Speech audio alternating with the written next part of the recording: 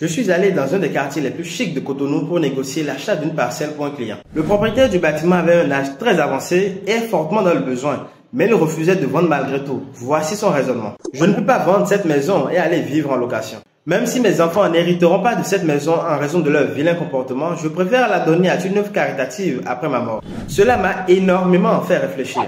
En France, il y a ce qu'on appelle la vente en viager. Pour faire simple, dans notre cas, le vendeur dira simplement à l'acheteur ceci. Ma parcelle coûte actuellement 100 millions. Vous me payez 50 millions tout de suite et puis tous les mois, vous me versez 100 000 francs et ce, jusqu'à ma mort. En contrepartie, le bien devient le vôtre une fois que je ne serai plus vivant. Je pense que l'État devrait se pencher sur une loi pour permettre les ventes en viager, car nous avons de plus en plus de personnes qui tiennent à leurs biens immobiliers et qui ne seraient pas contre une vente en viager.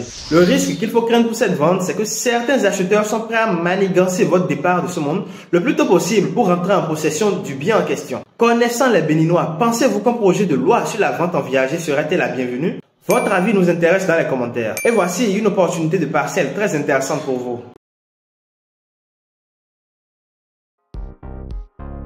Savez-vous qu'une bouteille de gaz qui roule dans le coffre de votre malle arrière peut exploser? Découvrez Anti-Roulis, le stabilisateur par excellence des bouteilles de gaz. Avec Anti-Roulis, roulez en toute sécurité, sans secousse.